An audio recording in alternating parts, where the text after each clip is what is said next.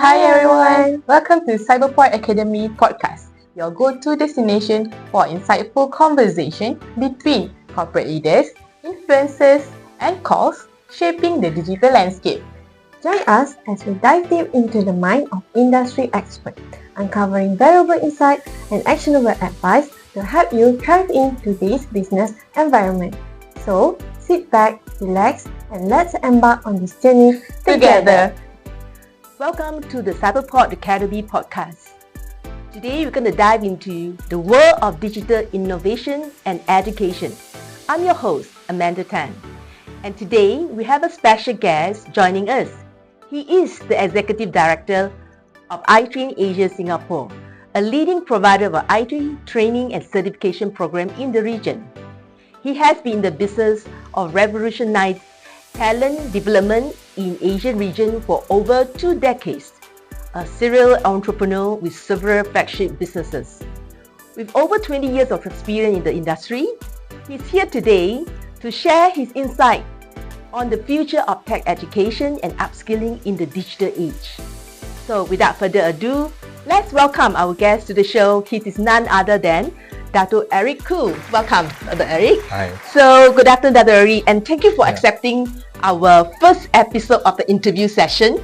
Can you share a little bit of your journey and your background as an educator and how it led you for today become Executive Director of iTrain Asia? Yeah, actually, a lot of people are not aware I used to be a teacher, right, in primary school, and then I teach in high school as well as university before. All right. As a lecturer. So what we actually see is like I discover many of these graduates, right? So they can't actually find a job in the market. So there must be something that we can do to actually help them in order to get some training or courses which is relevant to the industry. Right. So if I still continue to teach in universities, right? Because university we have to follow the syllabus from the government to a certain extent, and then we cannot change our syllabus fast enough.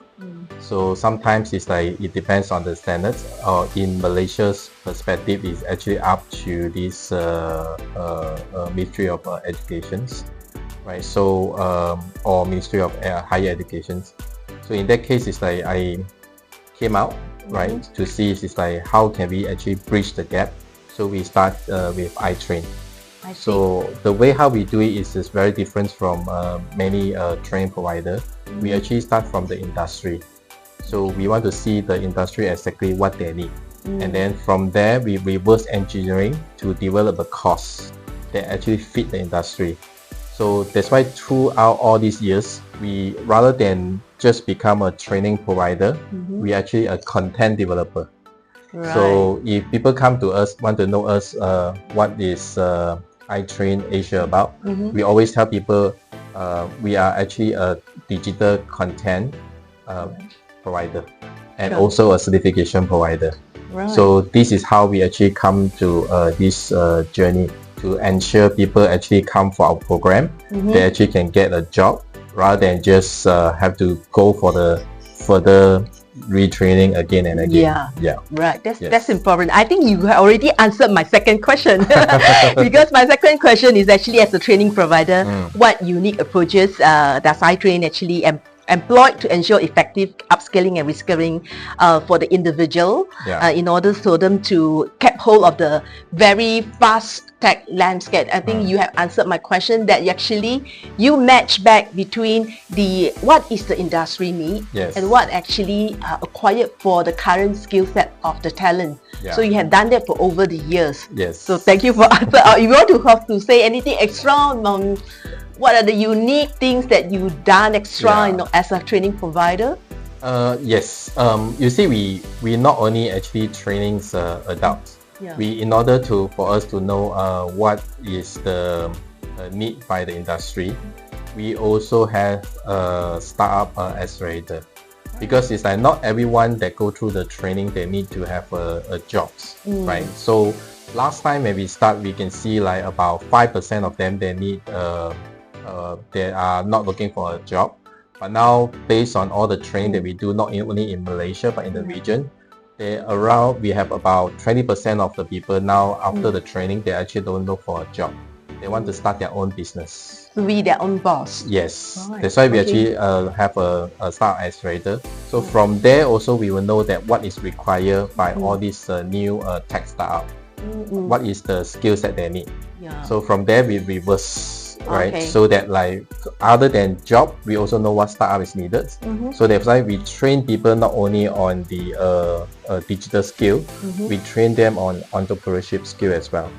And entrepreneurship skill is not only needed in startup but also needed in any organizations. Because now in order for anyone to be survive, not only technical skill and soft skill they need, but actually entrepreneurship skill is very important now. Right. So we also do the same thing for the kids now. Actually, other than startup, we actually extend to K-12 educations. Well, that's important. I think to start the entrepreneurship mindset, you have to start as young. Yes, exactly. All right, okay. So lead me to the third question. I know that iTrain has been present in about 26 countries in the region. Yeah. So in your experience, what are some of the key differences or similarity that you have observed in terms of upskilling and reskilling program across the region? And how do these factors influence the effectiveness of our program? Well, actually, we can look into a few perspectives. One of the obvious one that is different, maybe reskill or upskills, let's say about graduate in different countries. It depends on, since we are focused on digital skill, it depends on their mathematics and science level. Right, so like if we actually upskill those people in Singapore, right, so they have a very strong mathematics foundations. So for us to upskill them in AI or data science is much more easier as compared to other countries, which is like they have more I would say not so advanced in terms of mathematics and science foundations. So then it need more time. So especially AI, data science, all need programming. So programming technically is mathematics. So this is the main difference if you want to look into the fresh graduates. Sure. Yeah. But what about in the context of Malaysia? In context of Malaysia, it's like we are not the best, also not the worst. Okay. Right. We are just in between. So when we do a lot of upskilling programs, it's like we need some time, maybe we have to add a bit of time to actually teach them programming before actually they move to AI and data science. I see. As compared to some countries, it's like they can go straight to AI. But of course, we are not the worst as well. So we still are, our fresh graduates are still trainable. As compared to some of the countries, you need more time to train them. That's why, just like I mentioned, we start the K-12 programs because it's like we have to prepare these people to have a strong foundation. The future in mathematics and science first before actually they take up the business skill. Sure. Yeah. I think what you say is correct. We have hope here to improve on our AI skill set here in Malaysia. Okay, that's good to know.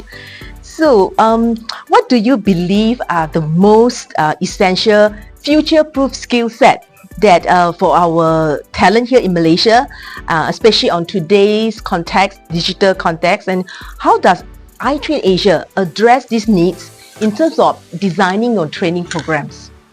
Well, you see, I mentioned we actually teach kids, right? The reason we want to teach kids is like we have to make sure these people are equipped with a necessary skill to future-proof themselves. So other than technical skill and the soft skill, one more thing is like a lot of adults they do not equip with this skill. It's the learning skill. Learning skills. Yes. You see, like those days we talk about IQ, and then people talk about EQ. Then they move to the digital skill, which is DQ. The latest one is the LQ. So we have to make sure these people know how to learn, because in this fast-moving industry, and then in terms of the development of technology, it's actually moving very fast. Every 1-2 months, there's a new technology coming out. Right? Wow. You have AI, then you have metaverse, you have Right. blockchains and all these things. Right? Okay. If someone wants to actually only learn from the school, Right. actually it's not enough. So Okay. they have to like continuous learning. So if you ask me, the direct answer to your question is like they must be equipped with a learning skill. And on top of that, they also have to know how to unlearn. If they don't unlearn the things which is not workable, they cannot relearn the new skill. Sure. Yeah. Alright. Okay. So, Dato Eric, last but not least, I would like to check with you. Could you provide some insight into the upcoming program that Cyberport Academy and in collaboration with iTrain Asia? How do this program aim to stay ahead of the curve in providing relevant skills to our participants? I mentioned is like we need to understand the industry. I think Cyberport, you also have an industry arm, right, other than educations, right? So I think what we need to do together is that to understand what your engineer needs, right, when you're servicing your customer. So from there, from time to time, we can actually work together to develop a course that actually can cater for the industry needs. So I would advise is like if we can every quarter or every half a year, we might need to actually sync up to like what the industry needs in this part of the world. Sure. Now, even though we are in the same country, right, compared Johor and KL, right, but KL is very fast, right? It's not to say Johor are not fast, because Johor are near to Singapore, it's also equally fast. But the thing is like we need to understand this industry, right, in this area, especially here we have a lot of factory and things, right, to see exactly what they are need in order to improve their efficiency or to increase their profit and cut costs or whatever. So from there, we actually can develop course that suit their needs. Right. Yeah. Thanks, Dato Eric. Yes. We have come to the end of the interview sessions, and stay tuned. Perhaps in the future we will create more similar program like this. So follow our podcast. Thank you. So guys, got something? We hope that you enjoyed today's episode, and Don't forget to like, comment, subscribe, and turn on the notification for future episodes. follow our social media for more info and updates. Till next time, keep innovating And stay inspired!